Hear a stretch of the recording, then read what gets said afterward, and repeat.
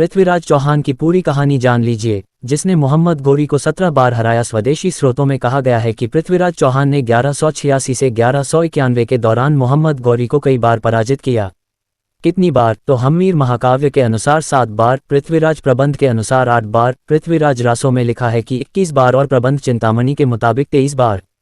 पृथ्वीराज चौहान की पत्नी संयोगिता सुने सेम्योजंत संस्कृत, संयोगिता चौहान जयचंद अंग्रेजी, संयोगिता चौहान पृथ्वीराज तृतीय की पत्नी थी।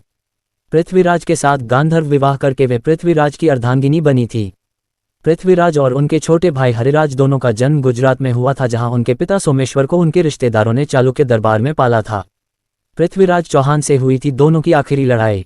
उस समय चंदेलों की राजधानी महोबा थी। आल्हा उदल राजा परमाल के मंत्री थे। इतिहास में पता चलता है कि पृथ्वीराज और दोनों भाई आल्हा उदल के बीच में बैरागढ़ में बहुत भयानक युद्ध हुआ। इस युद्ध में आल्हा का भाई उदल मारा गया। पृथ्वीराज तृतीय, जिसे पृथ्वीराज चौहान या रायपिथौरा के नाम से जाना जाता है, अब तक के सबसे महान राजपूत शासकों में से एक था।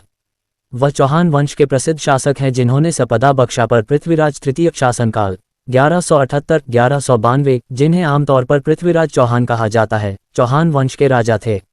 उन्होंने वर्तमान उत्तर पश्चिमी भारत में पारंपरिक चौहान क्षेत्र सपादलक्ष पर शासन किया।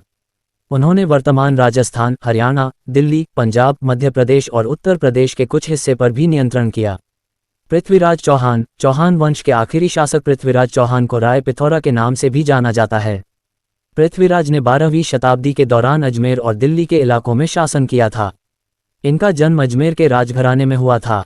1177 में पृथ्वीराज आप कृपया करके हमारी YouTube चैनल को सब्सक्राइब करें। हमारी YouTube चैनल पर पुरानी इतिहास की सारी जानकारी मिलेंगी। हमारी YouTube चैनल पर मिलते हैं नेक्स्ट एडिटिंग के साथ। अभी के लिए हमारा YouTube चैनल आप लोग सब्सक्राइब करें।